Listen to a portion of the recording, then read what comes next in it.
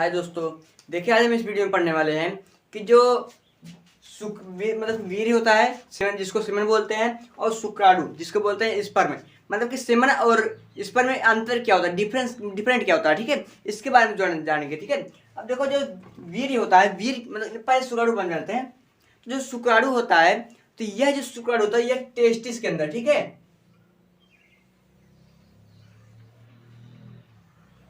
ठीक है, ये कोई टेस्टिस है। तो टेस्टिस के अंदर जो शुक्र नलिकाएं यहाँ पर पाई जाती हैं, तो इन्हीं के अंदर क्या होता है कि 3 कोशिका पाए गए थे, लीडी कोशिका, सर्टोली कोशिका और ये जनन कोशिका। और यही जनन कोशिका करता है अर्धसूत्री विभाजन से शुक्राणु का निर्माण करता है। ठीक है, तो अगर देखो आपसे अंतर पूछ जाए, मतलब वीर्य और शुक्राणु में अंतर क्या होता है, डिफरेंट क्या होता है, तो बोलेंगे कि जो वीर्य होता है, ये वीर्य जो होता है, ये शुक्राणु जो होता है, शुक्राणु का निर्माण वृषण में होता है। कहाँ होता है? वृषण में होता है। ठीक है, तो ये जो शुक्राणु हुआ, आप लोग ध्यान रखेंगे, अगर शुक्राणु का निर्माण पूछे कहाँ होता है तो बोलेंगे वृषण में होता है, शुक्रजन नलिकाओं में होता है। ठीक है, तो जो होता है ये शुक्रजन नलिकाओं में जनन कोशिका पाई जाती है, इसके अंदर शुक्राणु का निर्माण होता है। अब देखो जो ये वीर्य का बात किया जाता है, सीमन का बात किया जाता है, बोलेंगे कि जो सीमन होता है, यहाँ पर जो मूत्रमार्ग होते हैं, ठीक है, तो ये मूत्रमार्ग यहाँ पर देखो, यहाँ पर एक काउपर ग्रंथि पाई जाएगी, यहाँ पर कुछ क्या नाम है, प्रोस्टेट ग्रंथि पाई जाती है। ठीक है, तो यहाँ पर जो ग्रंथियां पाई जाती हैं, ठीक है, ग्लैंड पाई जाती हैं, जब शुक्राणु यहाँ पर पहुंचता है,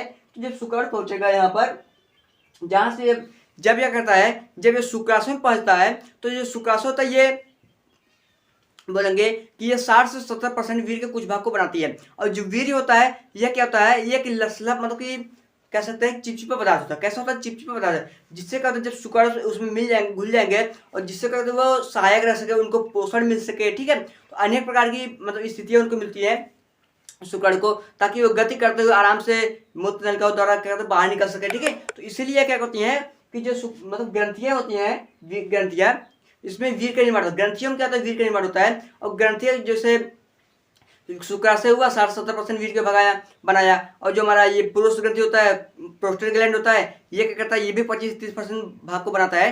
तो ये दोनों मतलब कि जो काउपर ग्रंथि है, इसको स्नेहक बनाता है नलिका को, तो ये जो ग्रंथियां होती है, इस ग्रंथियों में वीर्य का निर्माण होता है। और जो शुक्राणु का निर्माण होता है, ये हमारे टेस्टिस में होता है, वृषण में होता है। ठीक है, शुक्रजन नलिकाओं में होता है। बस बोलेंगे डिफरेंट यही है कि जो शुक्राणु का निर्माण होता है ये शुक्राणु में होता है, और जो वीर्य का निर्माण होता है ये ग्रंथियों में होता है। जो शुक्राणु होता है, शुक्राणु जब यहाँ पर शुक्राशय में पहुंचते हैं, शुक्राशय में वीर्य मिल जाते हैं, और उनको पोषण मिलता है, कुछ प्रकार का एंजाइम मिलता है, जिससे क्या तो वो गति करते हैं, लसता पदार्थ होता है, चिपचिपा पदार्थ होता है, जिससे वह गति करते हुए आगे बढ़ते हैं। फिर यहाँ पर पुरुष ग्रंथि में जाएंगे। पुरुष ग्रंथि भी क्या होता है कि वहाँ पर कुछ एंजाइम उनको मिलेंगे, फिर वहाँ से प्रोडक्शन में मतलब की सहायता मिलेंगी, पोषण मिलेंगे, सक्रिय बनाएंगे। उसके बाद यहाँ पर मूत्र नलिका द्वारा बाहर निकालेंगे। ठीक है, और यही क्या होता है कि बाहर निकालने के बाद ये स्त्रियों के फिर वेजाइना तक पहुंचते हैं। ठीक है, बस यही डिफरेंट होता है कि शुक्राणु का निर्माण वृषण में होता है, और जो मतलब कि सेमन का निर्माण होता है वह ग्रंथियों में होता है। ठीक है।